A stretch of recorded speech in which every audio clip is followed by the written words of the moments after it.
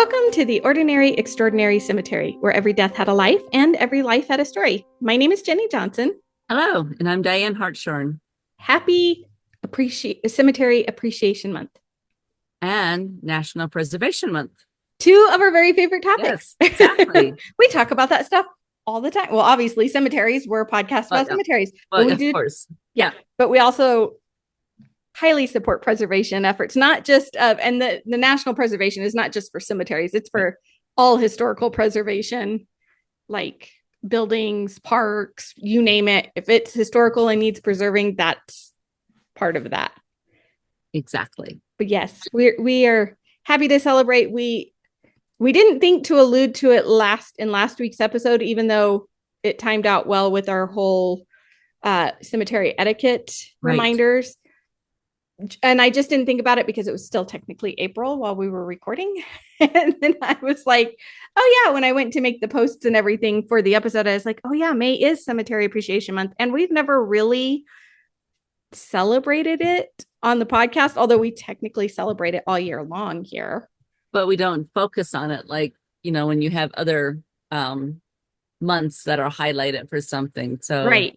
Yeah, and we focused on other stuff, but this is the first time I was like, we should really focus on our cemetery appreciation because we appreciate our cemeteries, all of our cemeteries. And Jennie and I did not call each other before the podcast. No, but we just both wearing blue. happened to match in our blue, partially because we both had to come home from work and change today after being outside in the elements. And here in our neck of the woods, both further south where Diane is and up where I am, it's been raining all day. The clouds are just sitting heavy. Snow. Yep. Yeah, we didn't get any snow up here in Denver, just the rain, but I was soggy when I came in from work and I was like the as cute as my work outfit was, I was like, it has to go. I needed dry feet because I'm in and out of my, as you know, I'm in and out of my car all day long. And so I was like, I want my boots off. I want my slippers on. So I put on my favorite Reading Rainbow sweatshirt. I don't know if I can actually show that, but yes. I loved Reading Rainbow. It was one of my favorite shows as a kid. Yeah, my nephew actually started me watching that. Oh my God, before my daughter was born. And he's, way much older. So yeah, Reading Rainbow was one of the, I think, the better shows that they. Well, and that one was on PBS, and when I was really little, we never had cable or anything. So like channels were limited, which is probably fine. My mom was not a big fan of using screen time anyway, but we did watch Reading Rainbow. But my mom and I are both big readers, and that when I was really little, she read to me all the time. So Reading Rainbow was great. Yeah. And I remember learning about lots of books from that show. Yeah, that was a good show. That was a really very good show. And I'm all for reading. So I had to put my sweatshirt on when I got home. Dry clothes, dry slippers. And it just so happened that we both chose blue to dry into. Yeah, so even matching blue. So that's I know our royal blue. I love it. So speaking of our cemetery appreciation and preservation and all this fun stuff, we had announced, I don't know, it was a while ago, that we will be starting a second podcast. Really, it will start next year officially. And it will be specifically for Colorado and Colorado history, because next year our state will be celebrating 150 years of statehood, while our country is celebrating 250 years as a country. So we wanted to do. Yeah, we're really excited. Yes. And since the two of us are both Colorado natives, and we love our state and our state's history, we wanted to do a podcast featuring stories from all over Colorado that didn't necessarily have to tie into our cemeteries. Not that we don't love our cemeteries, but that does limit us sometimes when we're sharing our history. So this way is going to be, definitely above and beyond. And it's definitely going to focus on stories, because that is one thing that the Colorado State Historical Society is emphasizing now. Is like we preserve the buildings, we preserve the sites, which is very, very, very important. But a lot of times we don't preserve the stories. Yeah. And it's not just the stories of the rich and the famous, but it's just the ordinary people who came here, like our ancestors and and our Native Americans who were here previous to that. So they were calling it their theme, their focus is intangible roots, is what they were calling it, to focus Yes. on, like you said, the stories of everybody, not just our rich and famous people. I mean, those Mhm. stories get included too, and they're important. But all There's of so many more. our structures, all of the things that we work so hard to preserve wouldn't exist without the people and their stories. Exactly. So we thought we wanted to remind folks that we will be starting the second podcast. And even though it won't be released really until next year, we do want to start pre-recording some of this stuff because it will be guests only. So, I mean, Diane and I will obviously be on it, but we will be featuring guests from across Colorado, all the four corners of our state, which we can actually say we have four corners because we're a Yeah. rectangle. Not all the states get to say that. So we want to catch and everybody in the middle. And so this is another call. If you are in Colorado and you study a particular part of Colorado's history and you're passionate about it and you want to be on the podcast to share with us, but you don't want to relate it to a cemetery, we would love to hear from you and get something set up. So today's episode, we're featuring 3 stories from 3 Colorado cemeteries. And I feel like one of them we may have featured in an episode before, but I couldn't remember. Like I had the notes on it and I had done the research on it, but maybe not. Maybe it was just one I made into a blog post for our blog. I don't remember, but we're going to share it again anyway. So if we've shared it before, I apologize. I know for a fact the other 2 stories, the first 2 stories we're sharing today, we have not featured on the podcast before. But I had researched them. They are on our blog if you wanted to check out the blog. And so it made it kind of easy because I'd already done the research. I had photos to go with all of them, so which is nice. And these are all 3 of the stories are cemeteries that I have visited, and I've actually visited these graves and taken pictures of the graves. So that makes it a little more personal for sharing. And these are from different sites throughout Colorado and different parts of the state, which is great because again, when we do the Colorado podcast, we want it to be all over the state, not just All where over. Diane and Yeah. I are. So yeah, we are going to start with the story about the fleeting life of Myrtle Winter. And if you're following us on YouTube right now, or if you check it out later, you will see Myrtle's headstone behind me, and it says Winter at the top. You have to look real closely, but I'll post it on social media. Her first name is actually misspelled on her headstone. I think it's missing the T, if I remember correctly. Now that I can't see it, it's too small to look at from behind me, but I feel like it's missing the T. But when I went and did the research, and that's why I was trying to figure out what the name was initially, I was like, what? Merle is a name, but like it's not usually spelled the way this is. And I couldn't, it's Myrtle. So Myrtle Winter was just 21 years old when she was laid to rest at Valley View Cemetery, also called Rocky Ford Cemetery in Rocky Ford, Colorado. A tiny obituary printed in the Rocky Ford Enterprise on November 15th, 1907 states, the funeral of Miss Myrtle Winter took place from her parents' residence, Swink Avenue, on Wednesday morning, conducted by Reverend Protashinsky of the M.E. Methodist Episcopal Church. The young woman was a victim of consumption, and the family came here in July after an 8-month sojourn in California in hope of staying the disease. The former home was in Glendon, Iowa. A company of young ladies from the Epworth League of the Church acted as honorary pallbearers. Her parents, Henry and Ida, along with her older sister Winnie, younger sister Watie, and infant brother Irwin, and some records list his name as Irvin or Irvin with an I, Irvin with an E, so I wasn't sure if it was Irwin or Irvin, remained in Rocky Ford for a year after her death before selling off most of their belongings, according to different sales notices in the newspaper, and heading back to California. Usually don't see women and girls as pallbearers, so that's pretty interesting. Yeah, I did think that was cool, especially for the early 1900s like that. Yes, Yeah. that was very interesting. Henry Winter had been a farmer both in Iowa and in Colorado. Upon the family's return to California, they settled in Soquel, where Henry took a job with the Soquel paper mill and later the local ice plant. By 1920, the family purchased land and were fruit farming on a ranch they called Sunny Slope. Henry and Ida would remain there for the next 20 or so years before selling the property and moving back into town. The couple celebrated 58 wedding anniversaries before Henry died at the age of 82 on April 1st, 1941. Ida remained a widow until her death at the age of 85 on February 14th, 1947. The couple, along with their daughter, Wadey, and son-in-law, Dr. Philip Gerald, are all buried near each other in the Sequoia Cemetery in California. Their oldest daughter, Winnie, and son, Erwin, also lived and died in California. I And hope I, I oh, I'm sorry, what was that? pronounced that correctly. I said, I hope I pronounced the town correctly. So yeah. Sequoia. If we did mispronounce it, folks, you can let us know. We always please. appreciate the corrections. In the 1800s and 1900s, doctors thought that being outdoors in fresh, dry, arid climates and soaking up sunshine could cure many illnesses, including the wasting disease consumption. This was often actually tuberculosis, but it could be other illnesses as well.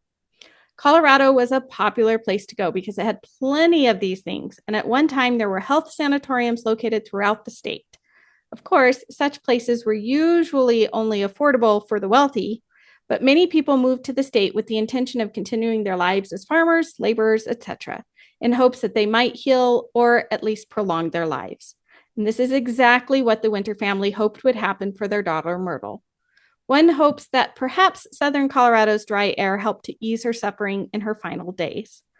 Thomas Wentworth Higginson wrote, "How many lessons of faith and beauty we should lose if there were no winter in our year."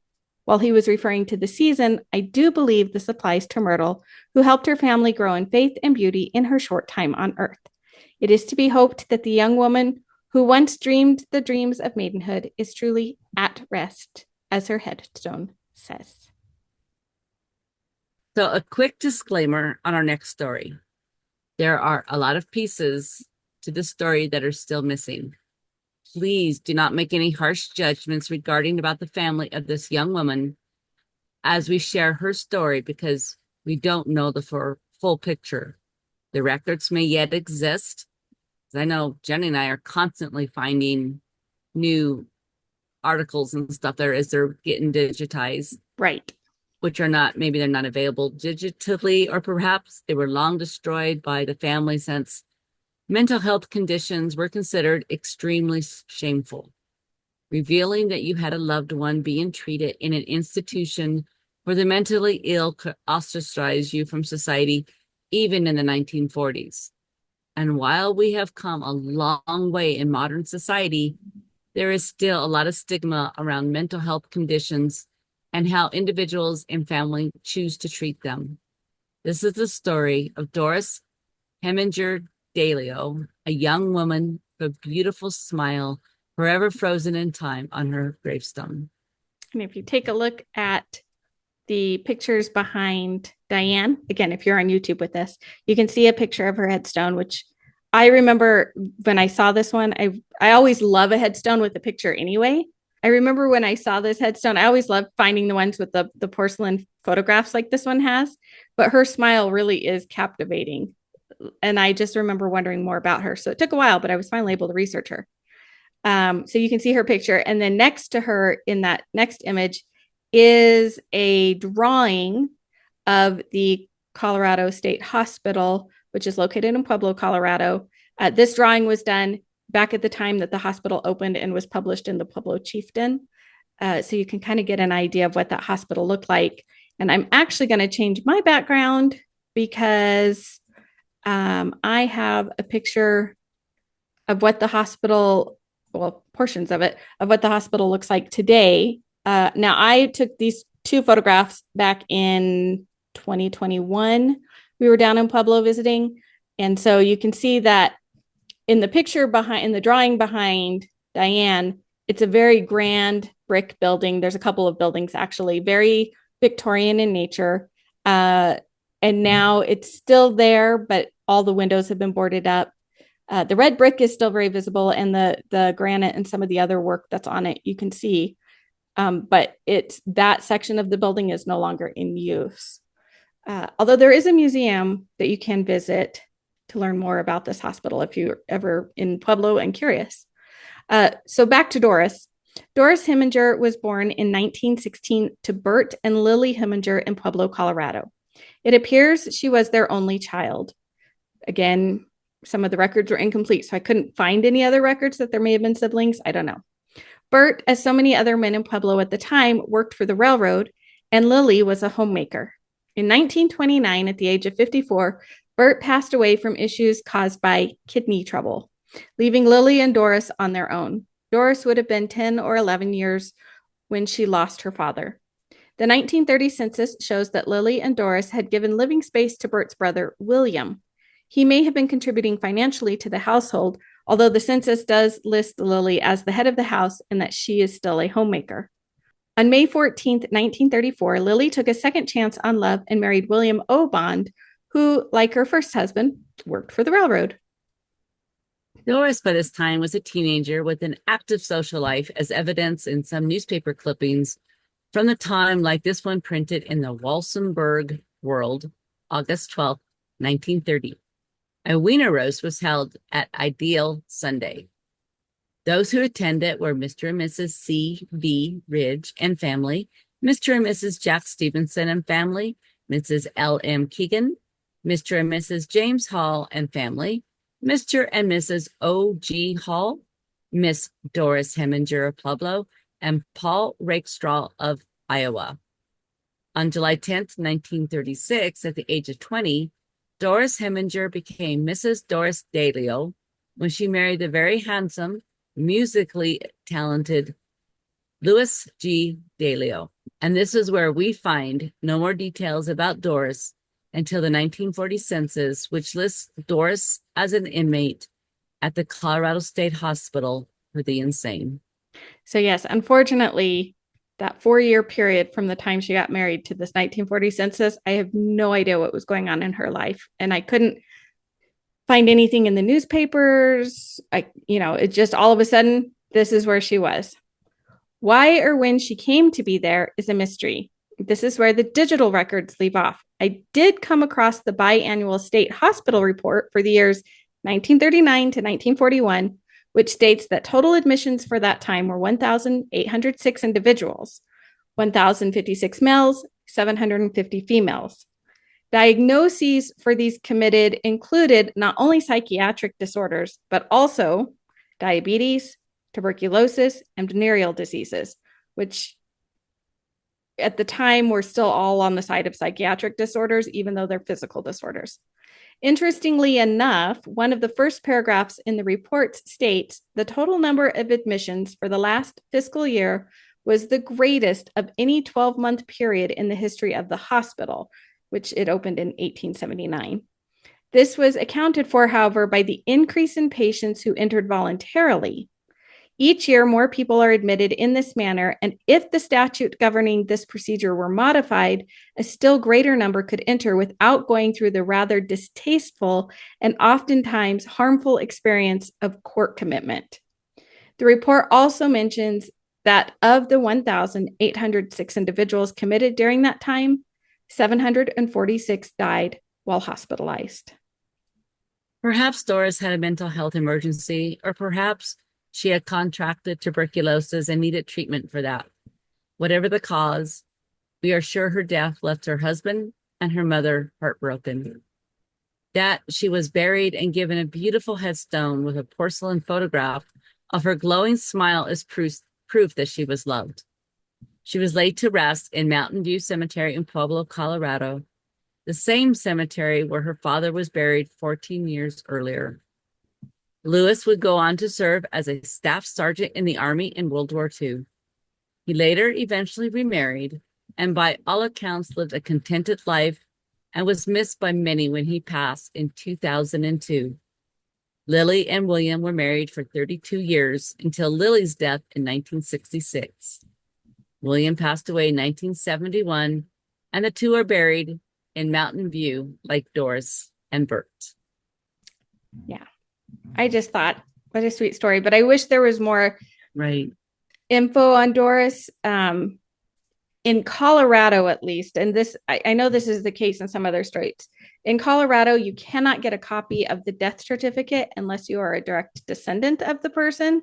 So what the cause of death what her cause of death is unknown to me or anybody like me researching it, because we're not related to her. And since she had no children, there's nothing, there aren't any other direct descendants. So unfortunately, I couldn't find out if I'd been able to find that out, it might have been easier to find out why she was Right. sent there in the first place, and maybe whether she was there voluntarily, as that report stated, or whether she had been committed. I don't know. And this is why I put that disclaimer kind of at the beginning, because there's a lot of pieces to her story that are still missing. But obviously, her family did care for her. The fact that they claimed her body after death and they Mhm. took it to one of the nicer cemeteries in town, they gave her a really nice headstone, shows that she wasn't forgotten like so many people that got institutionalized at that point in time and before. She was definitely well loved. So it's just very sad. Sometimes a very simple gravestone will catch your eye and set you wondering about the person whom it memorializes. In this instance, we have a small rounded marble stone with tassels carved on either side, and you can kind of see them in the picture behind me, and the 3 chain links at the top with the letters FLT, friendship, love, truth, inside the link, one of the many symbols used by the International Order of Oddfellows, who we have talked about many times on this podcast. The inscription beneath the chain link reads, T.I. Hoadley of Tocanic, Pennsylvania, born April 6, 1839, died October 18th, 1879. There's no family buried nearby, and no indication of what brought him from Pennsylvania into the high altitude, and when I mean high altitude, I mean high altitude in this case, of the Yes. Rocky Mountains in Leadville, Colorado. Yeah, the air gets really thin up there. However, after playing detective, we have a good idea of this gentleman's story. The initials T.I. stand for Thomas Ide. Thomas Ide Hoadley was born to Miles and Sally Hoadley on April 6, 1839 in Cannon, Pennsylvania. The 1860 census shows that at age 21, he was a resident of Tocanic, Pennsylvania, located just under 50 miles from the town where he was born, and he was drafted into the Union Army on July 1st, 1863 at the age of 24. The town of Tocanic, incorporated in 1842, is situated along the banks of the Susquehanna River and is the county seat of Wyoming County, Pennsylvania. Agriculture and lumber were the primary way of life in the early days. Being situated along the water, the river also helped to support the economy by allowing transportation through its waters for both people and goods. By 1869, the railroad had also come to town, allowing transportation over land and water, making Tocanic a vital hub for trade and commerce. Thomas Hoadley was not one of the town's wealthiest citizens, but that didn't keep him from being involved in town business and politics. On December 27th, 1865, Thomas married local school teacher Mary Virginia, or Jennie as she was known, Mitchell.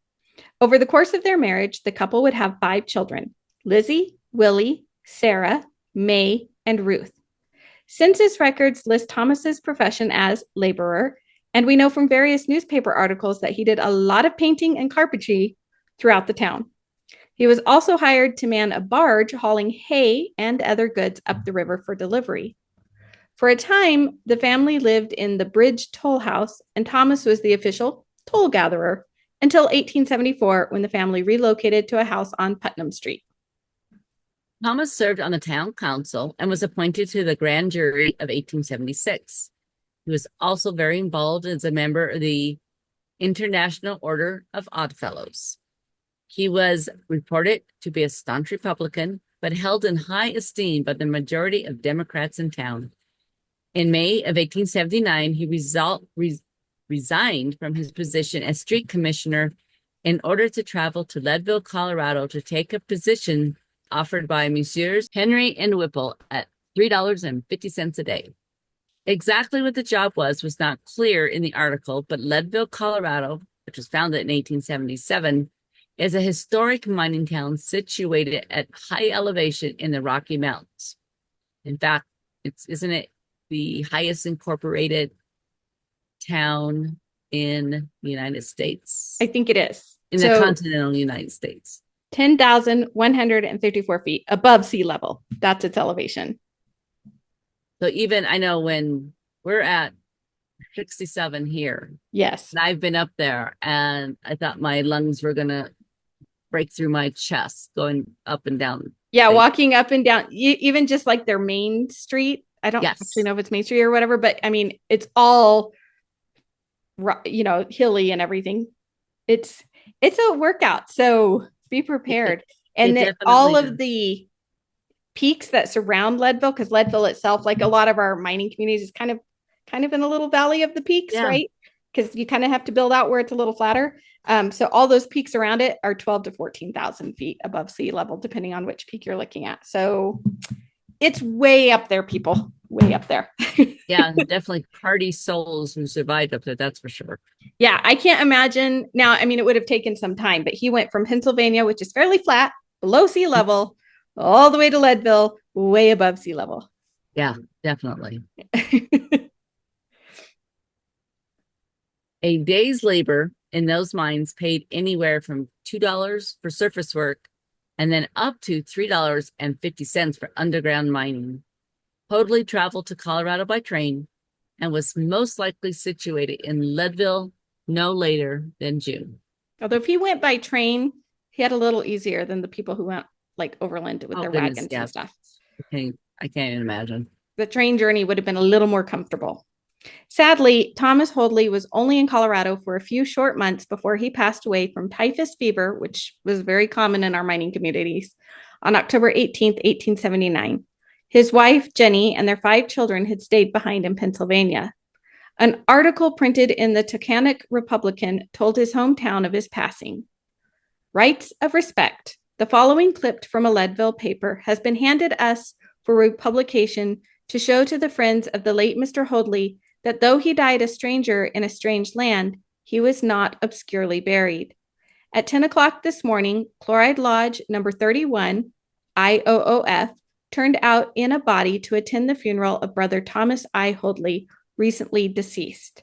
A long cortege followed the remains to the cemetery, where, with the solemn and impressive services of the order, the coffin was consigned to its last resting place. Another notice in a later edition of the same paper mentions Mr. Thomas Hoadley was before his death a prominent member of the Odd Fellows Lodge here.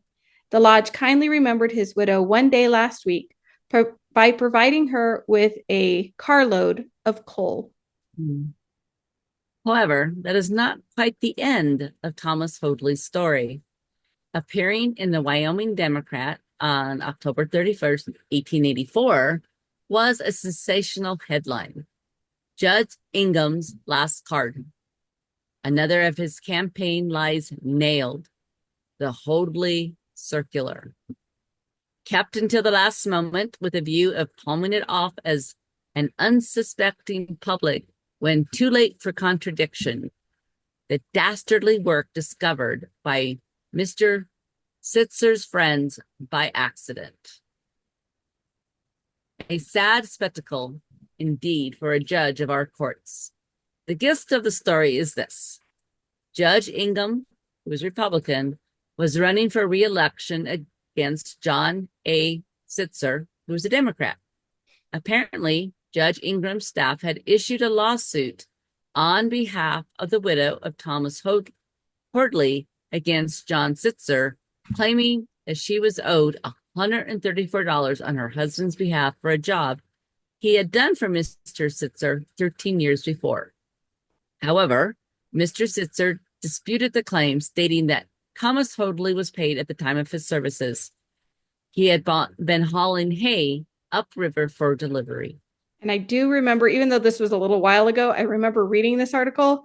It was pretty convoluted, which is why I didn't share the whole article, but I did like all the little subheadings that were in it that you just read. Yes. That lead to the article.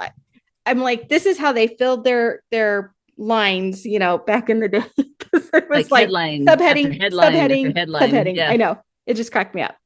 Unfortunately, back to Thomas Hoadley and hauling this hay up the river. Unfortunately, he allowed the hay to get wet, and some of it was damaged. $134 was deducted from the price of the delivery to compensate for the damages. Apparently, Thomas Hoadley, John Sitzer, and others involved in the transaction were satisfied with the arrangement. It seems that Jennie Hoadley agreed to this lawsuit in order to help make John Sitzer look like a man who did not keep his promises and did not deal fairly in business. This article was printed in Sitzer's defense that the business had concluded appropriately and that it was strange that such a lawsuit would be brought about so many years after the event and after the person who conducted the business was deceased. Obviously, he couldn't speak for himself at this point.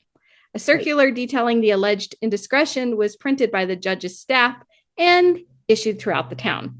Apparently, when it comes to politics, some things never change. Yeah, because I wonder if his wife even knew about it and they just were using it as a way to smear their opponent. That's kind of what I was getting feeling like. I'm wondering if the judge went to her and said, hey, this thing happened, and she just kind of said, sure, I'll pretend to remember this from so many years ago when it was her husband's business, and I don't think she probably had a whole lot to do with it. Like, right. You know, she was too busy at that point caring for her young children. I don't think she was overly involved in the business of hauling goods up the river. No, But, and trying to survive because there wasn't Social Security at the time. There wasn't a lot of help for women, for widows, unless it was right. fraternal organizations such as the IOOF and other Hey, ones a that we've spoken carload about. of coal is a A good, carload of coal. I mean, that's Yeah. a lot of coal when you think about it. And this is one of those instances too. And we've done, for newer listeners, if you haven't been able to hear all of our episodes, we did a series on some of these fraternal organizations, and one of them happened to be the IOOF.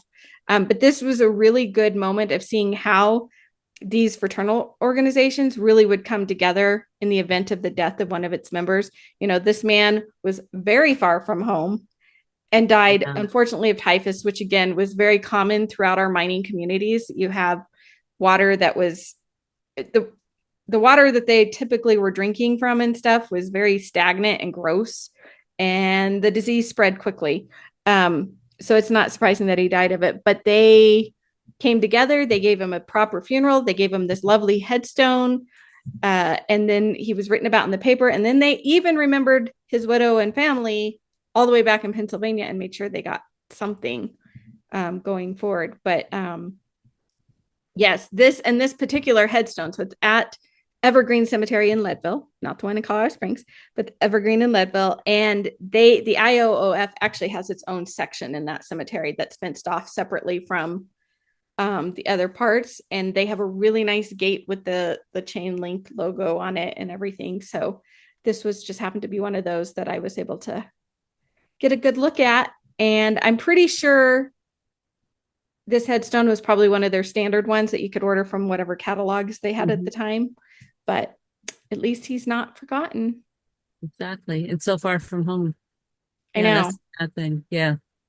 Yeah. And I did not go back later. I should have, because sometimes I do, but it depends on my amount of time. So I'm assuming his wife and probably the children. Well, I don't know about the children, but the wife is probably still buried somewhere in Pennsylvania, is my guess. I don't know. Maybe she remarried and moved out of the state. Who knows? I didn't actually go digging into Jennie's story beyond the fact that she had married him. I just found it interesting that that lawsuit had come up so many years Yes. after he died, because that was an so interesting funny. one. Yeah.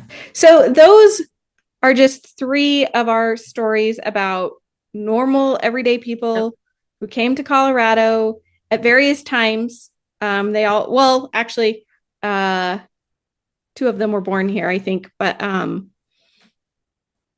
well, so many Doris was, out here for the mining, like Mr. Holiday. yep. And you know, we were talking Right. about Doris's husband working for the railroad, which in Pueblo, the railroad was a big part of the industry. The steel mills down there, all of that was huge for many, many decades before the steel mills went under. Right. And so, I mean, my great grandfather who lived in Pueblo, they came from Kansas to Colorado.